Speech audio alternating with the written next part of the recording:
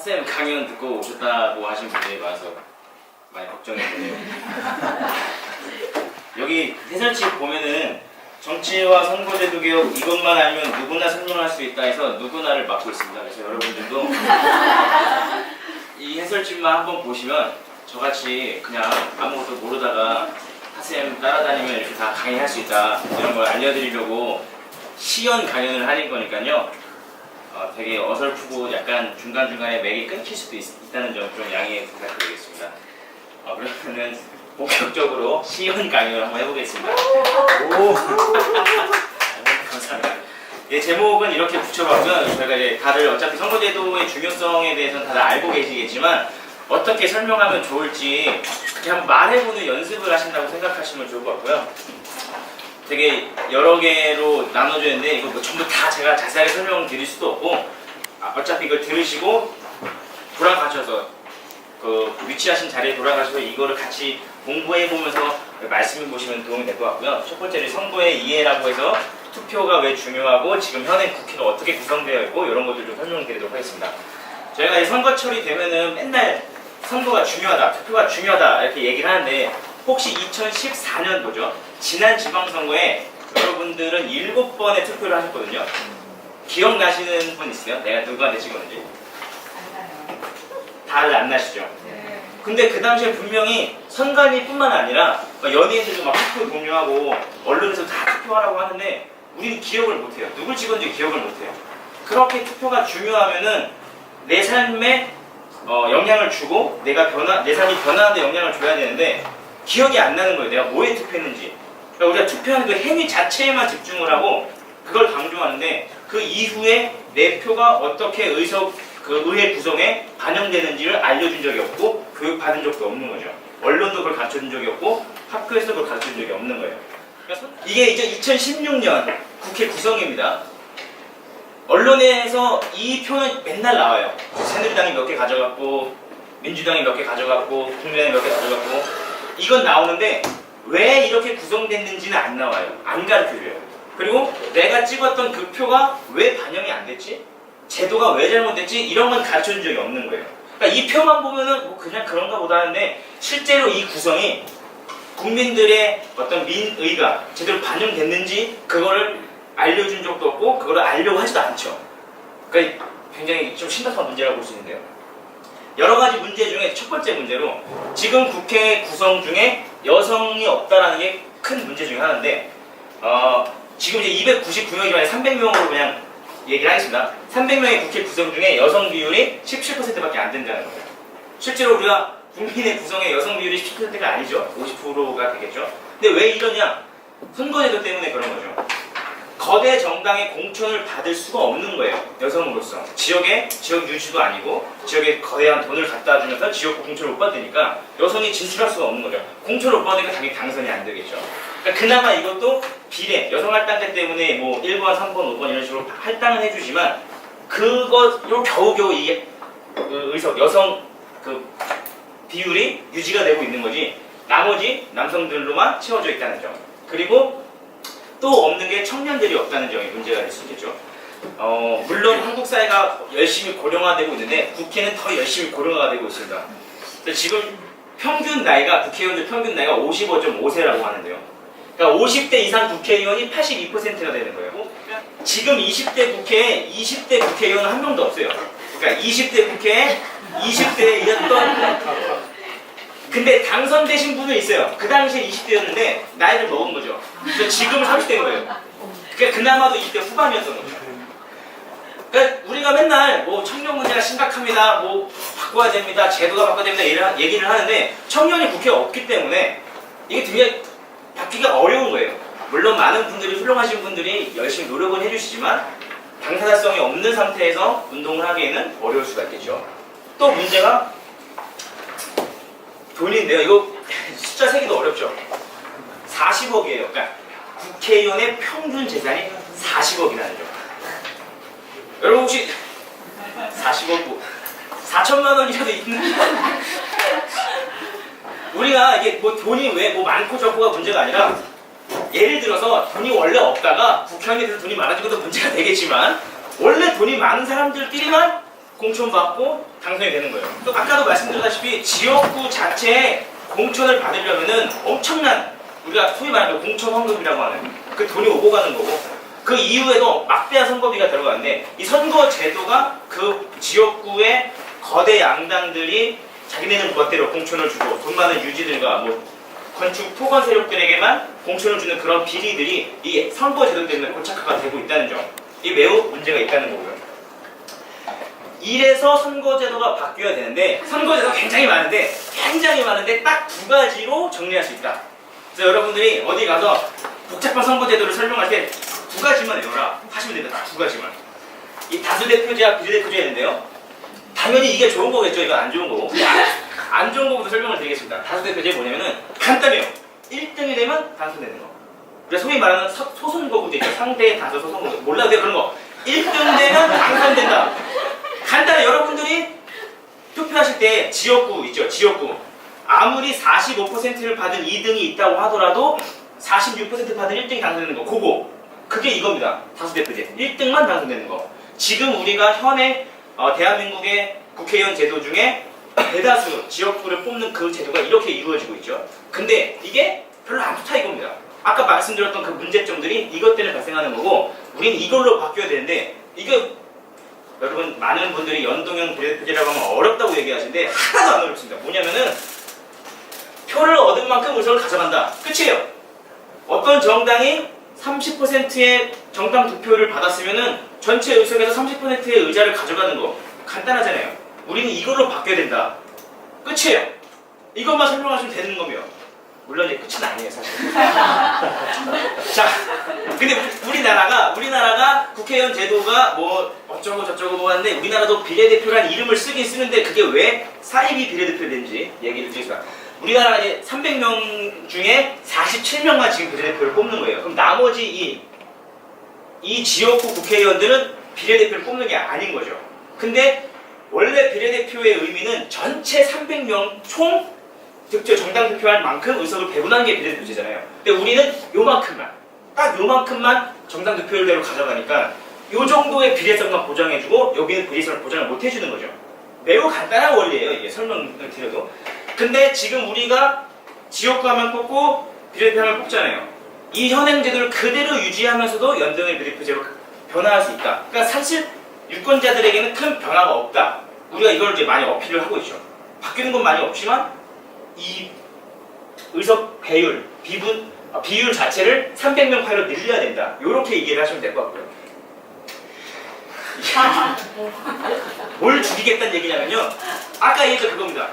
2등을 뽑은 표들은 다 죽는 거예요. 우리가 사표라고 하죠. 그러니까 1등으로 당선되지 않은 많은 2등, 3등, 4등 표는 죽었어요. 우리가 87년 이후 그동안 죽은 표를 다 세봤더니 7천만 표가 넘게 죽었어요. 그러니까 물론 이게 좀 약간 극단적인 숫자긴 한데 딱 직관적으로 느껴지잖아요. 그동안 국민들이 열심히 7천만 표의 그 투표 용지가 사실상 의미가 없어진 종류가 되는, 그냥 폐유지가 된 거예요. 문제가 심각한 거죠. 그만큼의 국민들의 의사가 반영되지 않은 채 계속 독점적으로 양당 구조가 고착화되게끔 만들어진 이 시대적 흐름이 있다는 거죠. 이게 그동안 총선 2004년, 8년, 12년 총선의 결과인데요. 이 표가 의미하는 건 뭐냐면은 실제로 다수당이 50% 미만의 득표율로 의석 과반을 차지했다는 거죠. 예를 들어서 한나라당 2008년에 37.5%를 받으셨는데 300석 중에 과반을 넘게 가져와 버린 거예요. 이때 무슨 일이 발생했냐? 바로 4대강, 그리고 미디어법, 종편. 만약에 이분들이 37.5%만큼만 의석을 가져갔다면 그렇게 쉽게 통과되지 못했겠죠. 야당이 막았을 테니까. 근데 50% 미만의 득표율만으로도 의석의 과반을 차지해버리니까 자기들 멋대로 다 통과시켜버리는 겁니다. 마찬가지로 지금은 없어진 새누리당 42.8%를 받았는데 과반을 넘게 차지했죠. 우리가 지금 작년에 촛불을 경험하면서 최순실 박근혜 게이트가 불거졌는데 만약에 이때 42.8%만큼만 의석을 가져갔다면 그렇게 망나니지 못했겠죠. 막았을 테니까 국회에서. 그러니까 이거 자체가 50% 미만의 득표율만으로 의석을 과반을 차지하기 때문에 견제 없이, 다른 정당들의 견제 없이 아주 독점적으로 자신들이 마구마구 행사를 할 수 있었다. 이 선거제도 때문에 이런 일이 발생했다는 거고요. 이거는 이제 20대 국회의원 2016년인데 이게 어떤 걸 의미하냐면은 이 새누리당이랑 더불어민주당을 보시면 좋을 것 같은데요. 실제로 새누리당이랑 더불어민주당은 33%, 25%의 정당 투표를 받은 건데 실제로 의석의 41%, 40%를 가져가 버렸어요. 그러니까 이 새누리당과 더불어민주당은 이만큼의 그러니까 득표율보다 더 많은 의석을 가져간 거예요. 그래서 국민의당이랑 정의당은 손해를 봤죠. 물론 이게 어느 정당한테 특정 정당한테 유리하냐 불리하냐가 아니라 그때그때만 달라지지만 이 선거 제도로는 언제나 불공정하게 의석이 배분된다는 점, 그거를 말씀드리고 싶은 거고요. 그리고 여기도 보시면은 이 모든 지역에서 50% 미만의 득표율로도 그 지역의 의석을 다 가져가 버리는 거예요. 예를 들어서 지금 대전, 세종, 충북, 충남 같은 경우에는 50% 미만의 득표율만으로도 그 지역의 74%의 의석수를 그 당이 가져가 버린 거죠. 그러니까 나머지 국민들의 표는 반영이 안 됐다는 거. 그리고 이제 홍보와 정치상 이렇게 안 좋은 제도를 우리가 연동형 비례대표제로 바꾸려고 하는데 연동형 비례대표제를 바꾸면 정말 우리의 삶이 나아지고 행복해지느냐, 그 어떤 논거로 가져온 표인데요. 우리가 맨날 헬조선, 이 한국을 탈출하고 싶어 하는데 탈출하고 싶어 하는 그 나라들이자 이런 나라들이죠. 우리 소위 말하는 북유럽의 복지국가들, 덴마크, 스위스, 아이슬란드, 노르웨이, 핀란드 이런 나라들 유엔에서 발행하는 세계행복보고서, 이게 꼭 GDP만 뿐만이 아니라 그 사람들의 부패지수라든가 실제로 사회적인 어떤 내가 뭐 안 좋은 일을 닥쳤을 때 나를 도와주시는 사람이 얼마나 되냐고 생각하냐 이런 것들 조사를 해서 행복도를 딱 조사했는데 그 상위 5개, 6개 나라는 전부 다 연동형 비례대표제를 가지고 있다. 그러니까 연동형 비례대표제 때문에 무조건 행복해졌어요가 아니라 그렇다면 이 연동형 비례대표제가 이 나라를 어떻게 바꿔왔는지 우리가 알 필요는 있다는 거죠. 부패인식 지수도 마찬가지입니다. 부패할 수 없게끔 이 제도가 든든하게 버팀목이 되어서 정당들끼리 공정한 경쟁을 하게 하고 국민들의 의사가 반영되게 만들기 때문에 부패 지수가 떨어질 수밖에 없고요. 민주주의 지수가 높은 나라, 다당제 국가는 다 연동형 비례대표제다. 이거는 우리가 주목해 볼 만한 표인 것 같습니다. 덴마크의 예를 갖고 왔는데요. 우리가 한 나라의 정당이 여러 개가 있으면은 불안하다, 정치가 불안하다 이렇게 생각하기 쉬운데 덴마크에는 13개나 원내 진입할 정당이 있는 거죠. 근데 덴마크가 정치적으로 불안정해요? 절대 아니죠. 여기서는 연동형 비례대표제를 통해서 다양한 목소리를 대변하는 정당이 원내에 진입을 했고 그 다양한 정당들끼리 당연히 동맹을 맺겠죠. 너의 정책과 나의 정책 중에 너는 이거는 받을 수 있고 이거 받을 수 없고, 그래서 질 좋은 정책으로 경쟁을 하고 당연히 다양한 목소리가 반영이 돼서 이 13개의 정당들이 서로서로 연립 정부를 구성을 해서 우리가 아까 얘기했던 복지국가로 나아갈 수 있는 정책을 계속 바꾸는 거죠. 여기에 지금 뭐 득표율만큼 의석이 이렇게 분배되고 있다는 걸 보여줄 수 있는 표고요. 연동형 비례대표제의 장점을 4가지로 정리해 볼 수 있는데요. 첫 번째는 아주 간단합니다. 공정하게 의석이 배분된다. 이게 너무 간단해요. 불공정한 시스템에서 공정이 변화했다는 얘기예요. 근데 그렇게 되면 어떻게 되냐? 아까 말씀드린 것처럼 다양한 목소리가 반영되는 거죠. 아까는 여성, 청년, 그리고 돈이 없는 서민층의 목소리를 대변할 수 있는 사람이 국회에 진입할 수 없었죠.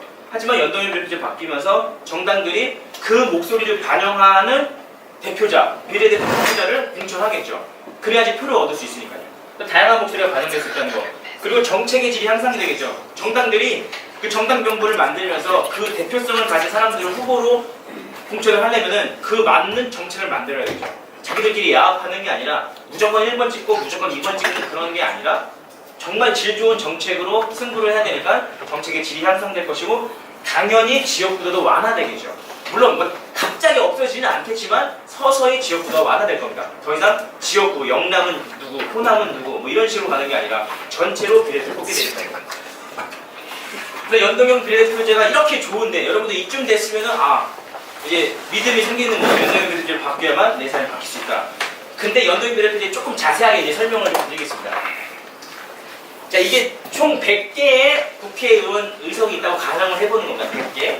100개에서 A 정당이 30%의 정당 투표를 받았다. 그러면은 100개 30%면 몇 석일까요? 30석이죠. 간단해요. 그러면 이 정당은 30개의 의자를 가져오면 되는 거예요. 너무 간단하죠. 근데 이 정당에서 지역구에서 20석이 당선됐으면 우선 20명한테 우선 할당을 해주는 거예요. 30개의 의자 중에 20명을 먼저 앉힌다는 얘기죠. 그럼 나머지 10자리에 비례대표로 10석을 채우는 겁니다. 근데 만약에 이 A정당이 30개의 의자 중에 한 명도 지역구를 배출 못하다. 그럼 30명 죄다 비례대표로 채우면 되는 거예요. 간단합니다. 너무너무 간단해요. 막 사람들이 어렵다고 하는데 그냥 이 표 하면서 설명하면은 간단하게 설명할 수 있는 거죠. 독일, 우리가 이제 독일식 투표제를 이제 가져오자고 얘기하는데 독일은 실제로 이렇게 하고 있죠. 총 598명 중에 연방 하원이 있는데 50%는 지역구, 50%는 비례의원을 뽑는데 지금 우리는 요만큼 비례대표만큼만 의석 배분하는데 독일은 이 전체 598명을 통으로 해서 정당 투표율만큼 배분한다. 아까부터 계속 같은 얘기를 하고 있는 겁니다. 여러분들 외우시라고. 근데 독일도 마찬가지예요. 우리랑 투표 방법은 똑같아요. 정당 투표 하나 하고 정당 이름, 아니 후보 투표하고 정당 투표하고 똑같아요. 우리랑 제도가. 지금 우리가 이렇게 찍는데 옆에 있는 거, 이 정당 이름 찍은 거만큼만 비율을 가져가면 되기 때문에 사실 큰 혼란이 없죠. 제도만 바꾸는 것 같아요. 실제로 뉴질랜드가 소선거구 제도에서 이 정당 선거제도를 바꿔서 아름다운 결과를 갖고 왔는데요. 여기 보시면 좀 말도 안 되는 일이 벌어집니다. 예를 들어서 20%의 득표를 받은 당이 실제로 의석 점유율은 2%밖에 안 되는 일이 벌어진 거예요. 어이가 없는 게 12% 정도 받았는데 한 덕도 못 얻은 거죠. 선거제도 때문에. 당연히 국민들이 빡치겠죠. 이 빡친 국민들이 운동도 하고 제도개혁 하자고 열심히 운동을 해서 독일식 비례대표로 도입이 되고 여러분 이 이름만 들어도 정말 최저임금이 인상되고 고소득층에 대한 증세가 올라가고요. 민영화됐던 산재보험이 국유화되고 노동자의 실질임금이 상승하고 공공주택의 임대사업이 개선되고 노조의 지원. 그냥 지금 우리가 모든 국가들에서 고민하고 있는 이 복지 정책들이 다 해결된 거예요. 물론 한 번 해결됐다고 할 수는 없겠지만 이 선거제도 개혁을 통해서 다당제가 되고 연립정부가 구성돼서 좋은 정책들이 하나하나씩 복지 정책들, 환경 주거 정책들이 개선이 될 수 있었던 거죠. 선거제도 개혁 덕분에. 그러니까 우리가 그거 되겠어 하는데 뉴질랜드는 실제로 시간을 가지면서 열심히 운동을 하시고 거기에서도 어떤 시민단체들이 이런 운동을 되게 주도적으로 했다고 나와 있더라고 책에. 그러니까 우리도 이런 훌륭한 정치개혁 공동운동을 통해서 선거제도 개혁을 할 수 있다는 거. 그리고 한국 선거제도 개혁.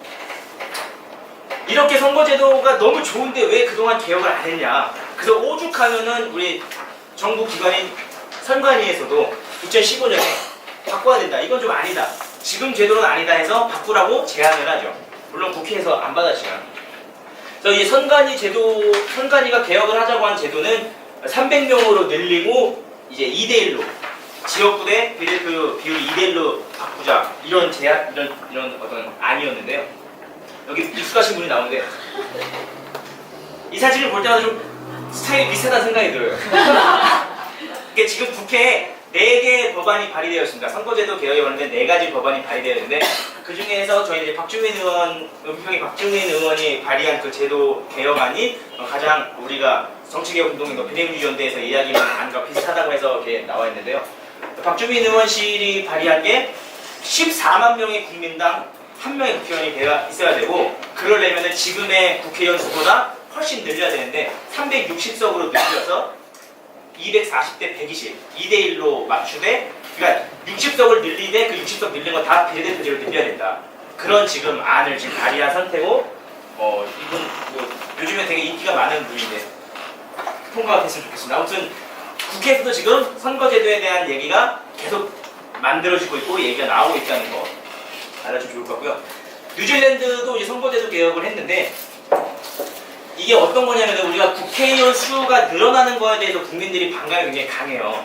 가뜩이나 일도 안 하고 맨날 싸움받기만 하는 국회의원들 늘리면 뭐 안 된다 막 이런 얘기들 많이 하시는데 실제로 뉴질랜드에서도 그런 목소리가 있었고 뉴질랜드 선거제도 개혁에 있어서 이런 슬로건이 있었는데 99명의 독재자보다 120명의 민주주의가 낫다. 그러니까 국회의원 수가 늘어난다고 해서 안 좋은 게 아니라 더 다양하게 민주주의를 실현할 수 있다. 이런 얘기거든요. 그래서 지금 뉴질랜드는 득표율만큼 의석수를 받고 있다. 그러니까 뭐 5%를 예를 들어서 우리나라에서 5% 받았으면은 7개 의석을 못 가져갈 수도 있는데 뉴질랜드에서는 그 받은 만큼 이제 가져가는 거죠. 이렇게 되면 다당제 국가가 되기 때문에 뭐 얘랑 얘를 편을 먹는다던가 여기서 이렇게 편을 먹고 내각을 구성해서 정책들이 보완이 되겠죠. 그래서 우리도 다당제 국가, 지금 우리가 약간 기묘한 다당제 상황이긴 한데 이건 아주 기묘한 다당제라서, 불안정한 다당제라서 이 제도가 뒷받침돼 탄탄한 다당제로 바뀌어야 된다는 거고요. 이제 방금 전까지 총선에 관한 내용이었는데 우리가 당장 내년에 지방선거가 있으니까 지방의회도 좀 살펴보도록 하겠습니다. 아까 말씀드린 것처럼 우리는 7개의 투표용지를 받는데 혹시 7개 뭐뭐 받는지 말씀해 주실 수 있는 분 있나요? 나오는데. 자, 하나씩 한번 살펴볼까요? 광역자치단체장을 뽑죠. 우선 예를 들어 서울시를 예를 들어보겠습니다. 서울시장이 있겠죠. 그럼 광역자치단체장 뽑았으니까 광역자치단체장을 견제하는 기구가 필요하겠죠. 그러면 광역자치의회가 필요합니다. 그래서 광역자치의회 지역구 하나, 비례 하나. 서울시의 지역구 하나, 비례 하나 사면 돼요. 그럼 광역 뽑았으니까 기초 뽑아야겠죠. 그럼 기초자치단체장 한 명 뽑아야 돼요. 구청장을 뽑아야 되죠. 그럼 이 양반을 견제하는 의회가 또 필요하겠죠. 그러면은 기초의회, 구의회, 지역구 하나, 비례 하나. 6개죠. 한 개는 교육감입니다. 그래서 7개인 거예요. 장, 의원, 지역구 비례. 장, 의원, 지역구 비례하고 교육감. 이렇게 7개인데 몰라요 우리는. 누가 누구지도 몰라요. 이게 지방선거도 우리가 왜 이렇게 기억이 안 날까? 우리가 사실 여기 계신 분들은 그나마 정치에 관심이 있으신 분들이니까 지방의회가 왜 중요한지 다들 아실 거예요. 어떤 권한이 있고 어떤 일을 할 수 있는지 아실 텐데 우리는 사실 관심이 많이 없어요. 자, 이거는 마포구입니다. 마포구. 이게 지방선거 선거구를 이제 획정하는 건데 이 선거구 획정이 굉장히 민주적이지가 않습니다. 왜냐면은 이 동네에서 국회의원을 뽑잖아요. 그러면 이 동네 국회의원을 뽑는 지역구가 있을 텐데 그 안에서 광역의회 지역구를 쪼개는 거예요. 그럼 그 광역의회 지역구에서 또 기초의회 지역구를 쪼개니까 이 동네 공천을 받으려면 누구 편에 줄을 서야 되냐? 그 동네 국회의원에 줄을 서야 되는 거예요. 그러니까 자기한테 유리한 데 선거구를 설정하는 거죠. 이 도화동이랑 아현동이 지금 떨어져 있잖아요. 근데 같은 지역구예요. 상식적으로 납득이 잘 안 되잖아요. 그러니까 이런 식으로 유리하게끔. 왜냐면 뭐 예를 들어서 물론 검증된 건 아닙니다만 뭐 이 동네랑 이 동네가 그분한테 유리했나 보죠. 그러면 지역구를 이렇게 짜는 거예요. 이런 식으로. 그러니까 합리적이지 않고 민주적이지 않은 거죠. 여기 을밀대라고 하는 표현임을 지금 있는데 그 말씀. 지방의회가 굉장한 권력을 가지고 있는데요. 뭐 우리 다 아시는 여기도 약간 스타일 비슷한 것 같아요. 이분은 박원순 시장님이시고 여기는 이제 지금은 안 하죠 이분. 지금 당대표죠. 네, 당대표신데. 우리가 대표적으로 이 자치단체장이 얼마나 많은 권한이 있는지를 이 두 사람을 보면 알 수 있다는 거죠. 우리가 박원순 시장님이 마을공동체 사업도 하시고 촛불시위에 아시다시피 굉장히 많은 것들을 지원해 주죠. 뭐 화장실이라든가 뭐 도로라든가 이런 것들을 편의해주고 이거는 좀 의견이 좀 분분합니다만 어쨌든 국가를 이렇게 싹 다 고쳤죠. 거기 왔다 갔다 할 수 있게끔. 그 외에도 굉장히 많은 것들을 변화시키고 있죠. 실제로. 물론 의견이 분분할 수 있겠지만 변화가 된 건 맞으니까요. 서울시에 굉장히 다양한 정책들을 이분 덕분에 진행됐고 이분은 뭐 이제 싫어하시는 분이 굉장히 많을 텐데 우리 훌륭하신 당대표님께서 아유 참 예 다들 아실 거예요. 뉴스에서 보셨죠? 진주의료원 폐쇄 뭐 무상급식 준다고 수많은 막말. 근데 보궐선거 이거 꼼수 부렸잖아요. 그때 하루 전에 막 하면은 뭐 사퇴 안 해도 된다고 해서 막 이런 거. 그러니까 이런 분이 자치단체장이 되면은 그 지역이 얼마나 고통을 받습니까? 그래서 이쪽 지역 분들이 이때 무상급식 중단했을 때 모든 시민단체들이 모여가지고 막 주민 소환 운동하고 막 그랬잖아요. 그만큼 지방의회가 중요한데 그 지방의회 의원들, 당들을 뽑는 지방선거조차도 불비례하다는 거죠. 선거제도 때문에. 그 얘기를 하고 싶었던 겁니다. 지방의회가 생각보다 많은 예산이 다뤄지고 있다는 거. 물론 서울하고 경기가 많은 돈을 쓰고 있지만 다른 지역도 무시할 수 없습니다. 지금 이게 수십억 단위의 돈들이 오고 가는 거예요. 지방의회가 이 돈을 결정할 수 있는 집행기구고 그 집행기구를 견제하는 기구가 다 아까 말씀드렸던 강역의회, 강역의원들, 기초의회, 기초의원들이 이런 예산들을 하고 있다는 거고요. 이런 거 다 궁금하시면은 자기 동네 그 지역의회 들어가시면 다 나옵니다. 예산안도 나오고 어떻게 썼는지도 나오고 다 나오는데 그분들이 어떻게 썼는지 주민들이 관심이 없다고 판단하기 때문에 지들 것들 막 쓰는 거예요. 막 업무 특수활동비 쓰고 업무 추진비 쓰고 지방의회에서 또 많은 권한이 주어지는 거잖아요. 여러분들 마을버스 노선도. 여러분들 사실 이거 타면은 화가 날 때가 있어요. 너무나도 누가 봐도 사람이 많고 뺑뺑 돌아가는 노선을 이렇게 한 번 바꾸면은 편하지 않을까 이런 생각 다 해보셨을 거예요. 그리고 이제 재활용 쓰레기 버리는 날짜, 수거하는 방법. 얼마 전에 제주도에서 이것 때문에 문제가 좀 있었습니다. 쓰레기 분리 배출하는 거가 제주도에 쓰레기가 많은 이유는 사실 관광객 때문인데 지역 주민들한테 이제 쪼는 거죠. 쓰레기를 분리해서 버리라고 그러고 막 이런 문제는 다 지방의회에서 결정하는 겁니다. 또 이제 뭐 난개발이라든가 말도 안 되는 공사들, 뭐 엄청난 대형 건축물 이런 것들 다 지방의회에서 뭐 시민단체들이나 주민들이 막 계속 싸우고 지난군 뭐 케이블카 사업이라든가 이런 것들도 다 주민들과 지역의회가 싸우는 현상들이고요. 근데 왜 이렇게 중요한 지역선거를 지방선거를 우리는 왜 관심이 없을까? 이거는 약간 반은 농담인데 4년마다 월드컵이 개최되는데 그 시기가 약간 지방의회 선거 시기랑 겹쳐요. 물론 이게 꼭 그런 건 아닐 거예요. 꼭 그런 건 아닌데 그럴 수 있어요. 그럴 수 있어요. 여러분들 2006년 독일 월드컵 당시에 실제로 고3 수능 점수가 내려갔습니다. 2002년 때도 마찬가지고요. 물론 모든 고3이 그런 건 아니겠지만 이거 말고 더 큰 이유가 이거죠. 모든 게 중앙 이슈가 되는 거죠. 다 서울 중심이고 여의도 중심이다 보니까 사람들이 서울시장 선거는 거의 뭐 대통령 선거나 다름없잖아요. 서울시장 선거에 뭐 경상도 사시고 뭐 전라도 사시는 분도 관심을 가지는 거예요. 뭐 경기도 도지사 뭐 이런 분들의 거취도 되게 중요하고. 근데 실제로 그 지역의 지방자치단체에서 실제 집행하는 것들에 대한 관심은 없지만 모든 이슈가 여의도와 서울로 중심되다 보니까 정치조차도 관심조차도 독점되고 있다는 거. 그리고 한꺼번에 너무 많은 사람을 뽑는다는 거. 아까도 말씀드렸죠. 여러분 7명 다 몰라요.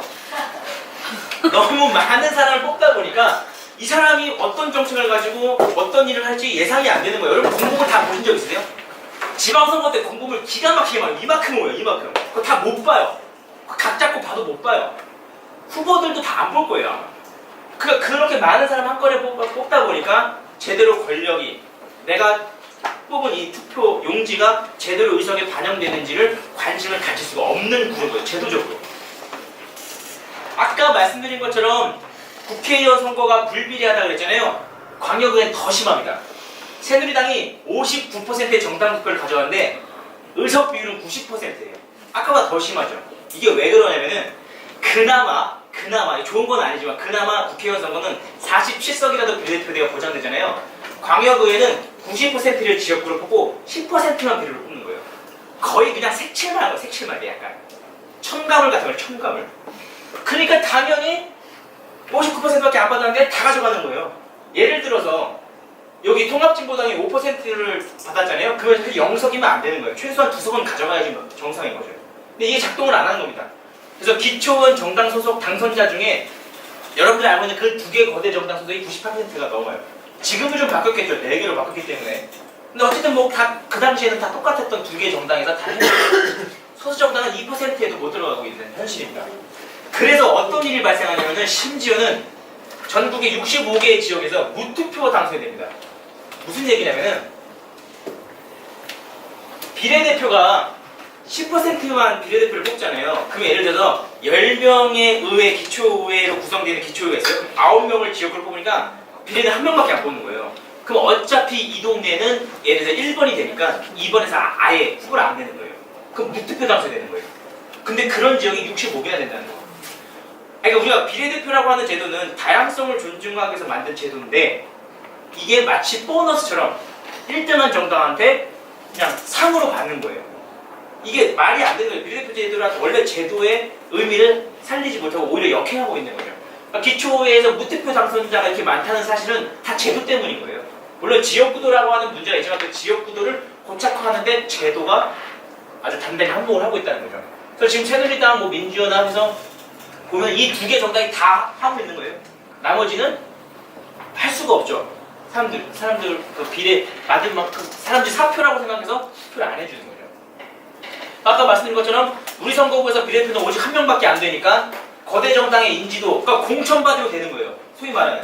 그래서 그 공천받으면 되니까 그 정당 내에서 공천 비리라든가 서로 공천받기 위해서 막 잡음이 일어나고 그런 일이 발생하고 다른 당들은 후보를 낼 엄두도 못 내는 거죠. 그래서 똑같이 유권자 입장에서 어때요? 어차피 저 사람이 될 텐데 더 정치에 관심이 없어지고 이런 악순환이 반복이 되는 겁니다. 이게 다 선거제 때문에 그렇다. 이게 다 무투표 당선 지역입니다. 서울에도 있어요. 인천에도 있고 뭐 전남, 경북, 경남.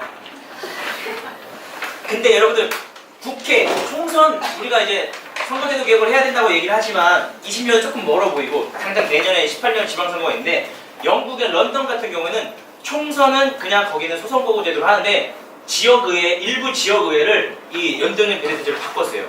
그랬더니 놀라운 결과가 나오죠. 런던 광역의회 선거인데 정당 득표율 40%면 딱 그만큼의 12석을 가져가게 되는 거예요. 25석이겠죠. 총. 여기 보면 이렇게 녹색처럼 이렇게 훌륭한 정당도 옛날 같았으면은 의석을 못 받았을 수도 있는데 9표를 가져가고 뭐 독립당, 자유당도 받아가는데 이 세 당은 지금 지역구 당선자가 없잖아요. 그러면은 비례대표대로 받으면 되는 거예요. 어려운 거 아니죠. 여기는 이제 지역구 당선자가 있으니까 12석 중에 9석을 가져가고 나머지 3석은 비례대표대로 당선자로 합치면 되고 이게 그 지방의회에서는 실현된 겁니다. 영국 같은 경우에.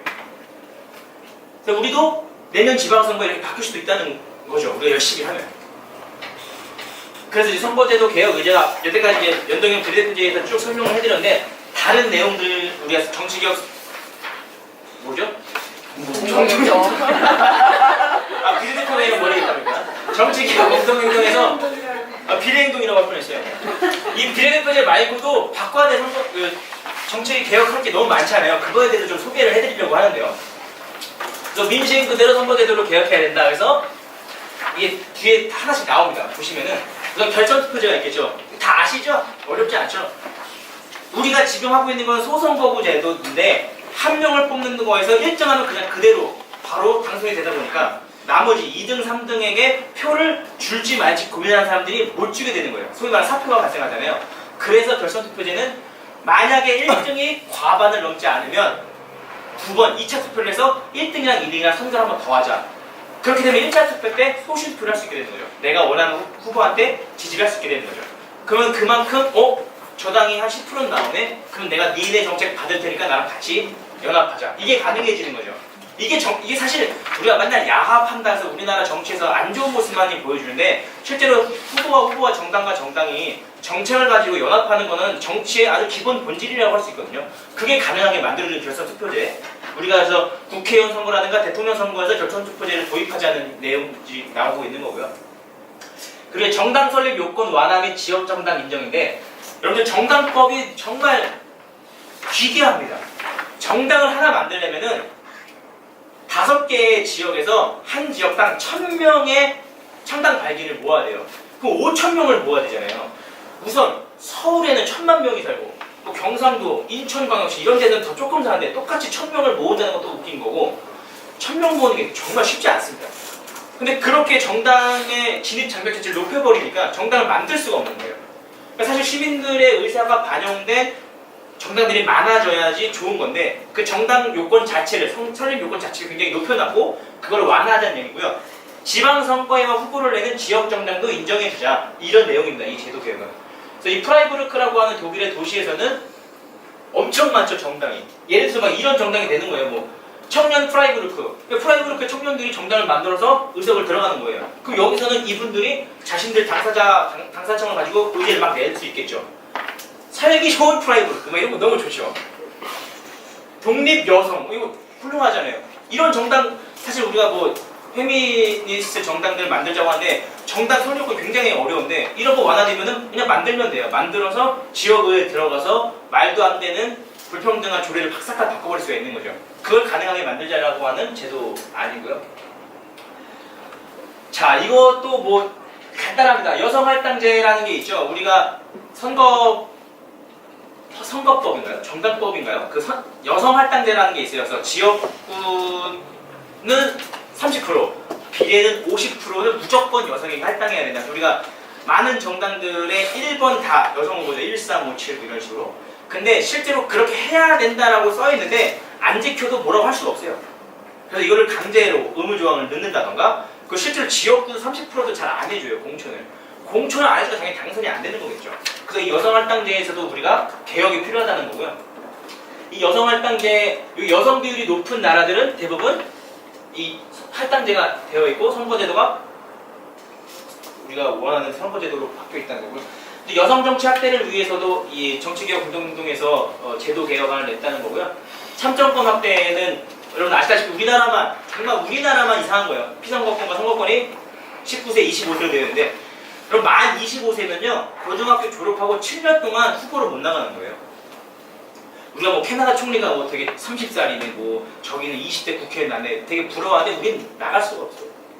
이 제도 자체가 진짜 웃긴 거예요. 우리나라만 이래요. 다른 뭐 유럽 같은 경우 16세에 이미 선거권을 주는데 우리는 19세고 피선거권도 우린 너무 높죠. 낮춰야 됩니다. 그래 유권자 정치적 표현의 자유보장. 여러분들 선거운동 한번 해보시면 이해를 하실 것 같은데요. 너무 제한이 되어 있어요. 시민들의 정치적 의사를 막 표현하는 게 제약이 너무 많아요. 손쉽게 들고 하는 것도 막 다 안 된다고 그러고 뭐 이거 안 된다 저거 안 된다 너무 많아요 그런 것들이. 그리고 정말 큰 문제죠. 교사 공무원들의 정치적 기본권 보장. 당원가입 아직도 안 됩니다. 아니 왜 교사가 정당 말이 안 되냐뇨. 교사도 시민이 아닌가요? 교사도 공무원도 시민으로서 정치적 어떤 내 의사를 반영하고 목소리를 낼 수 있는데 그 아예 언로 자체를 막아버리는 거고 투표 시간 연장이라든가 선거의 법정 유급휴일이라 저도 잘 몰랐는데 실제로 많은 노동자 분들께서 선거날 쉬는 것도 잘 안 지켜지지만 쉬면은 그만큼의 이제 월급을 깎는 그런 사업장이 많다고 하더라고요. 그런 것도 이제 바꿔야 되는 거고 사전투표소 확대, 장애인 투표소 접근권 보장. 이것도 사실 큰 문제입니다. 이게 휠체어 타신 분들이 접근할 수가 없게끔 아예 뭐 경사길도 없고 엘리베이터 없고 하면 투표할 수가 없는 거죠. 이런 많은 것들이 있다는 거고요. 뭐야? 끝났나 보네요? 뭐 아닌데? 끝났네요. 아. 언제 끝날지도 모르게 빨리 시간이 지나갔죠? 제가 잘해서 그런 거고요. 제가 준비한 건 여기까지입니다. 네.